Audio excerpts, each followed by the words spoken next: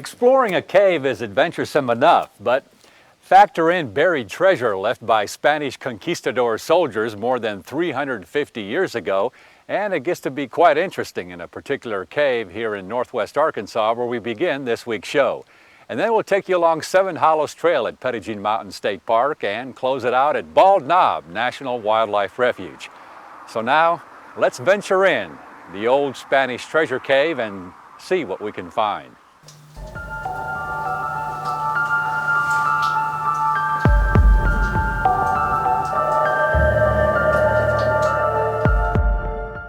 The old Spanish treasure cave is located about 2 miles north of Gravette off Highway 59.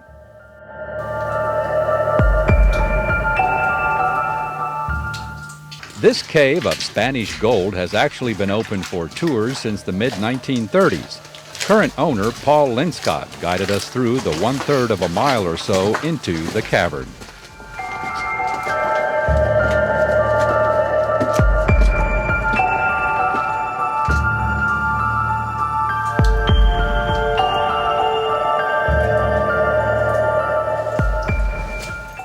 We are now in the council room. 350 years ago, the Spanish Conquistadors, what they did is they first traveled from deep into Mexico, and they were stealing and raiding from the Indian settlements like the Aztecs and the Mayans, and that's where they accumulated their treasure.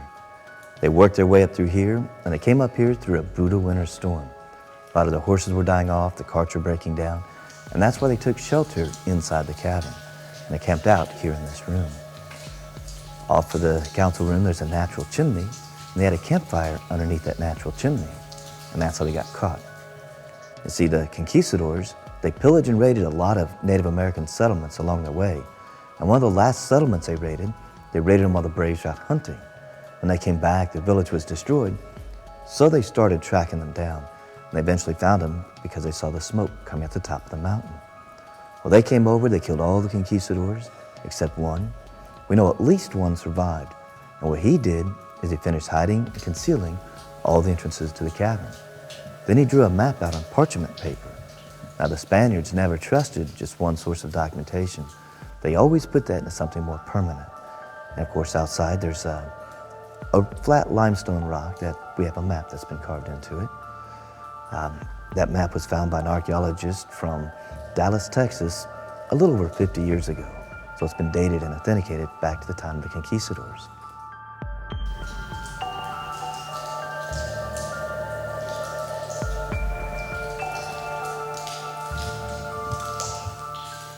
Remnants of attempts to excavate the estimated $40 million worth of hidden gold can still be found in the cave.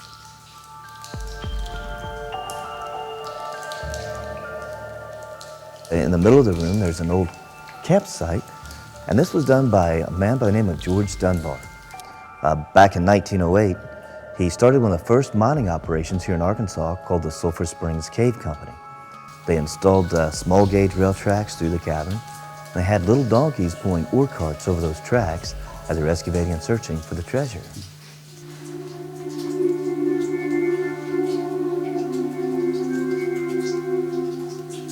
Eventually, Dunbar's health and money gave out, and he died without ever finding the treasure.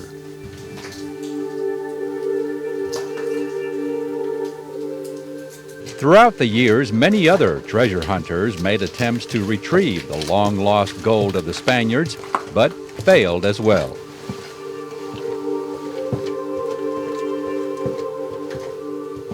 We didn't find any treasure either, but we did find a few bats, eastern pipistrelle bats. One in particular was rather intriguing because of all the condensation on the little fella.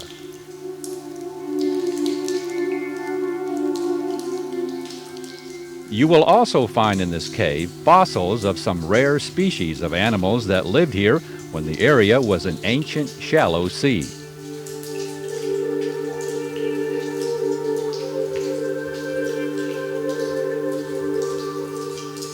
So, to this day, the estimated more than $40 million worth of treasure remains hidden deep within this mysterious cavern. But the treasure hunt is an ongoing process. Who knows? Along with walking through a piece of Earth's history and taking in all the unique cave formations, Maybe one day you will be the lucky one to stumble upon the long-lost treasure in the cave of Spanish gold.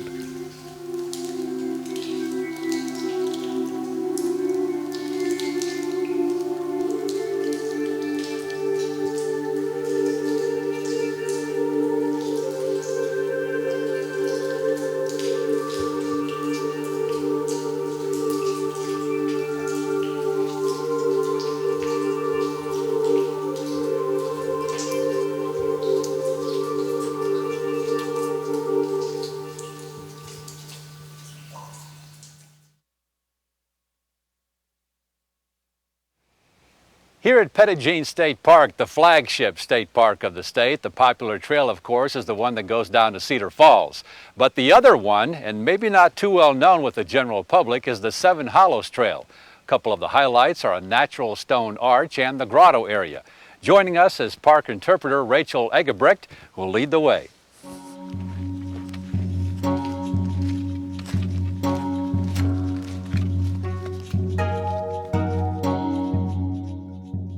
A hike along the Seven Hollows Trail is enjoying a hike that inspired the creation of Arkansas's first state park, Petit Jean.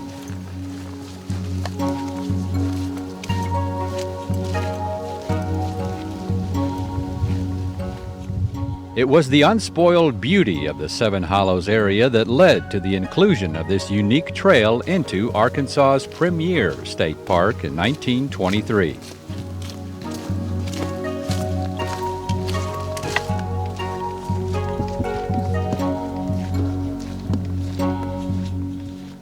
Seven Hollows Trail is located in the west section of Petit Jean State Park, 1 mile past Mather Lodge off Highway 154.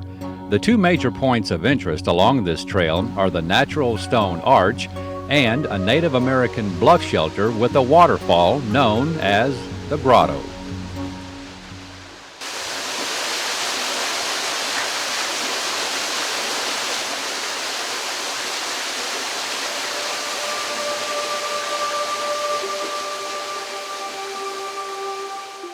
There are other rock shelters as well throughout the trail, some with pictographs drawn by the prehistoric bluff-dwelling Native Americans.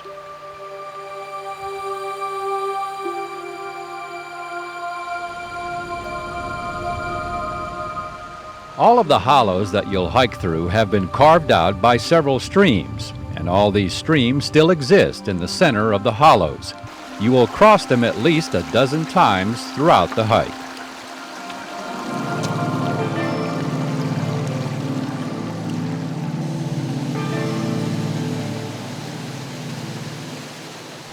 Seven Hollows Trail is one of my favorite trails, and I wish I could hike it more than I'm able to. This is great to be able to get out here today and see it in the wintertime. It's an interesting trail any time of the year, really. If you come here in the spring, there'll be all kinds of wildflowers in bloom. In the summertime, this can be a good place to stop and cool off. And in the fall, you have a chance to see fall foliage. And of course, in the winter, like now, you can see the exposed rock a lot more easily than you can the other seasons of the year. So this is just a great place to come and hike. It's about a 4-hour hike if you do it at a leisurely pace, because the trail is 4.5 miles long. So you want to be sure and allow yourself plenty of time.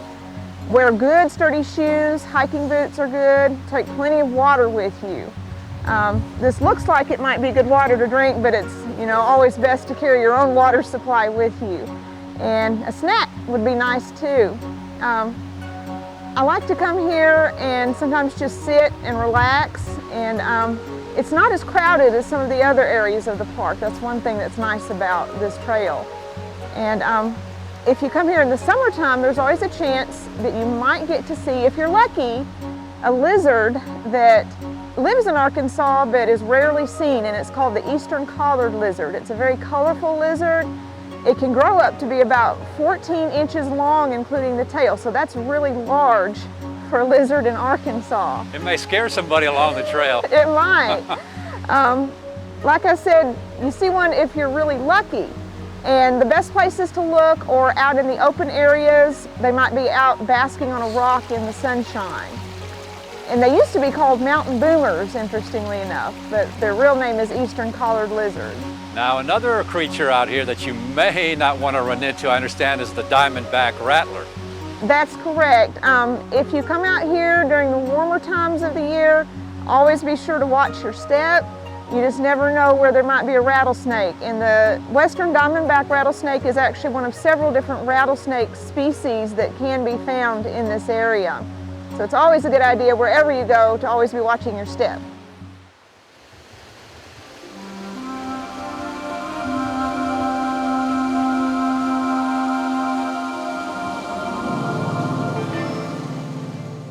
The aftermath of an August 2000 forest fire can still be seen throughout Seven Hollows, with the area nearest the trailhead the most intensely burned. And with the dead timber danger still present, it is advisable not to hike during high winds. But all in all, this is one trail that's preferred by some even over the popular Cedar Falls Trail.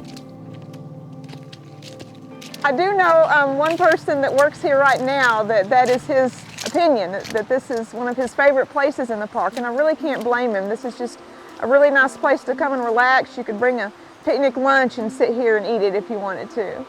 Now, one thing to keep in mind if you come here or anywhere else at Petit Jean State Park is that the plants and the animals and even the rocks and minerals are all protected. And that means you're not supposed to disturb or take anything with you from the park without permission from the park staff. And so if you're not sure about something, it's best just to leave it where you find it. Take only pictures. That's correct.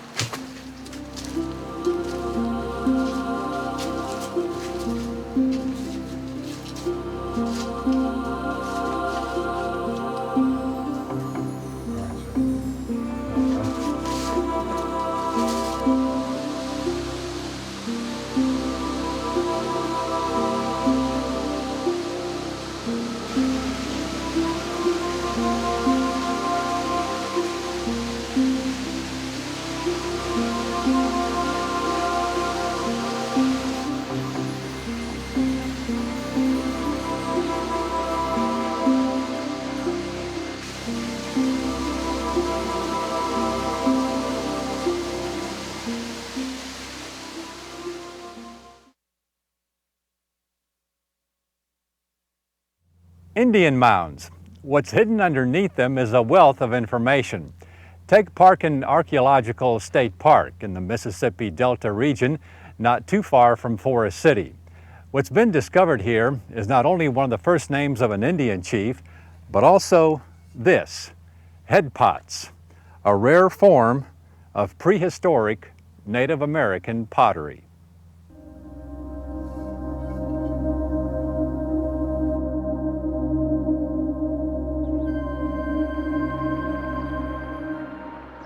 This was a Mississippian Indian village. It was occupied for probably at least 500 years, and it may have had as many as 2,000 people. Probably the typical population was closer to 1,000 or 1,500 though, but they were all crowded in this 17-acre area, and it was surrounded by a moat for protection.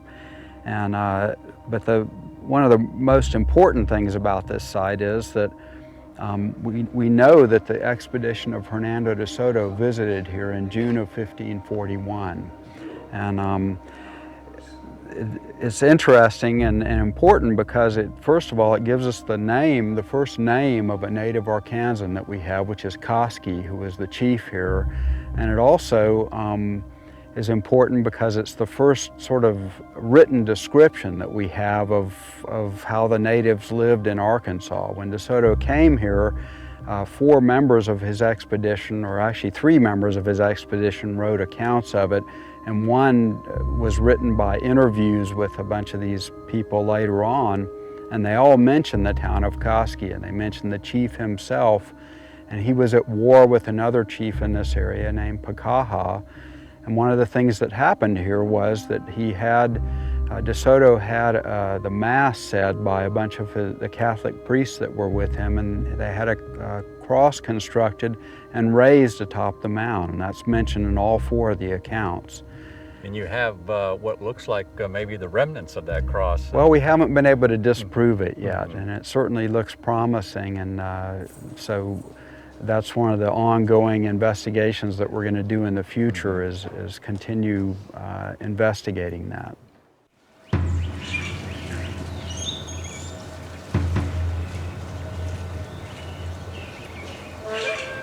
Chief Koski's mound was originally flat-topped. Platform mounds were common in Mississippian-era Native American villages. And the mound here was actually the platform for his house, and all the Spanish accounts tell us that. So he was literally and figuratively above his people, you could say. And on the lower portion of the mound, the accounts also mention that some of his wives and close relatives lived in other little buildings down on the lower portion of the mound.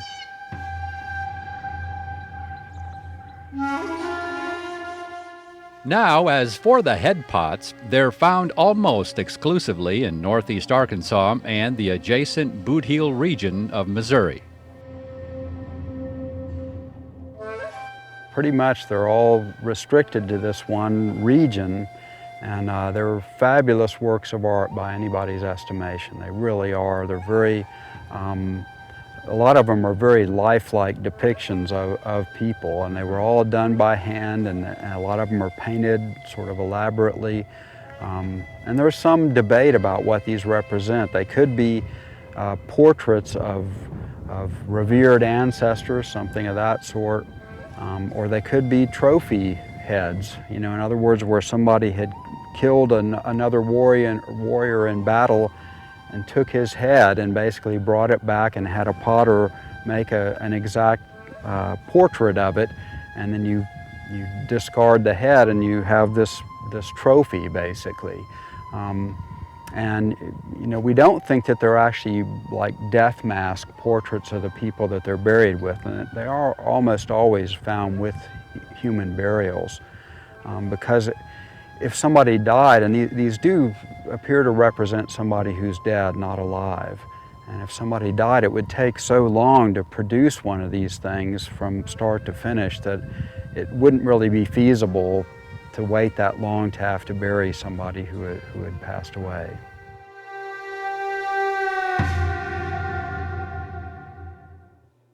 At Parkin Archeological State Park, there's also a research lab where you can see how archaeologists learn about the past.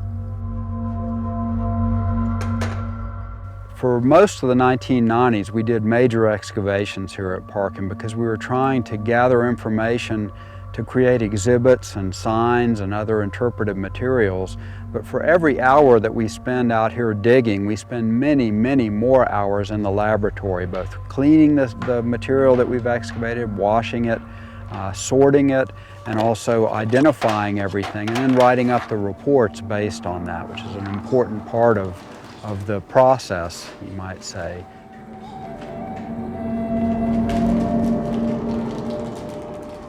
As part of the ongoing research, some light has been shed as to what might have happened to this Native American village at Parkin. One of the most promising avenues or hypotheses, you might say now, of what happened is that tree ring studies have shown us that there was a prolonged drought for a number of years just before De Soto actually came here.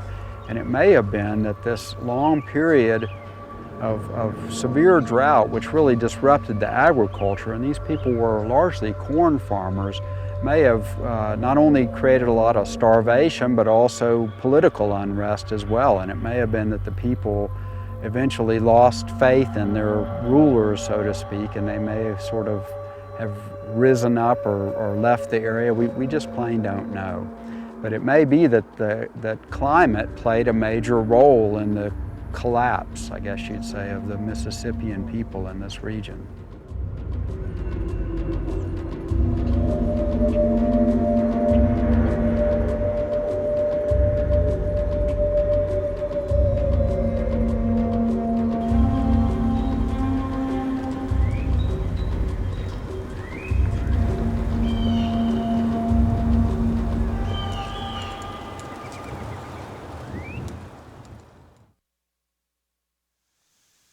For decades, Bald Knob has been known as the strawberry capital of the world. Well, since the 1990s, Bald Knob can lay claim to a different notoriety as far as wildlife is concerned, with the Bald Knob National Wildlife Refuge. Let's take you through it.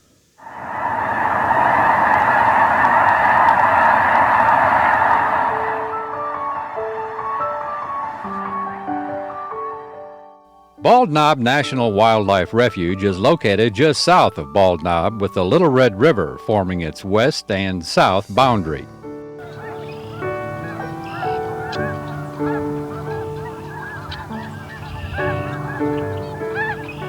This entire area was once a rice farm before becoming a part of the National Wildlife Refuge system.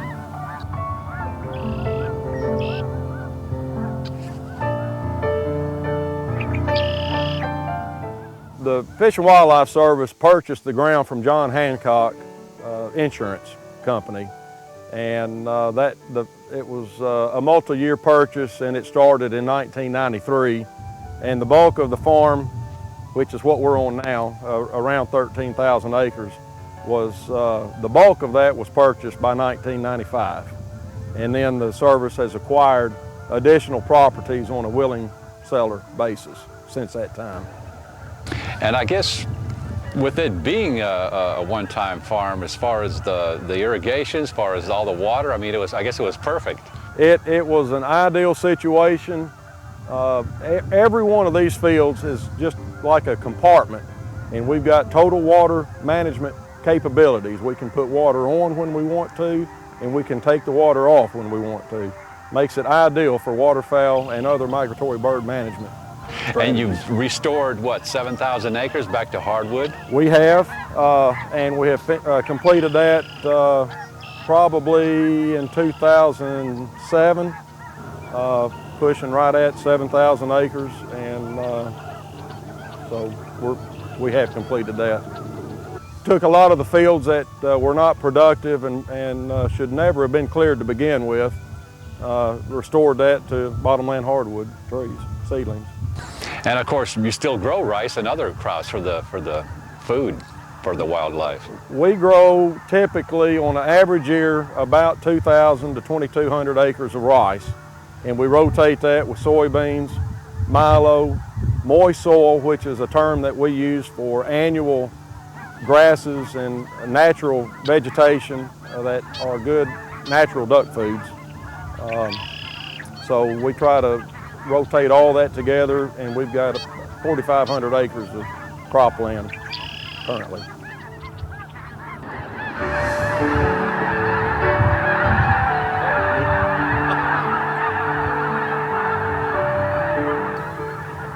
During late fall through winter, large, and we do mean large, concentrations of blue, snow, Canada, and white-fronted geese can be seen out in the fields feeding on the stubble left from farming.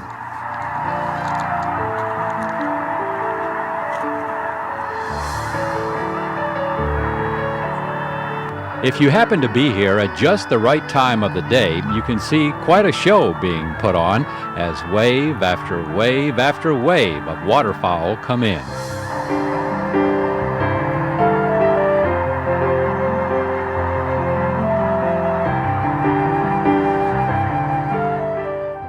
Keep in mind, though, that the Waterfowl Sanctuary is closed from November 15th through February 28th to reduce waterfowl disturbance.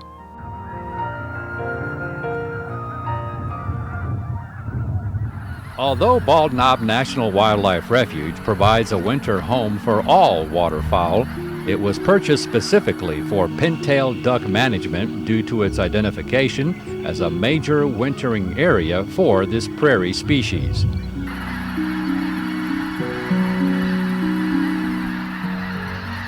This is the largest staging area for northern pintails in the state, and they like open cropland, rice fields in particular.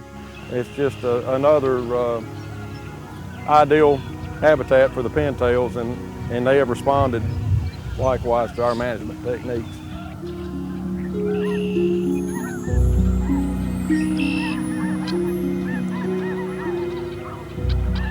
So with the diversified management and resulting increases in migratory bird species and concentrations, Bald Knob National Wildlife Refuge is becoming renowned for its birding opportunities.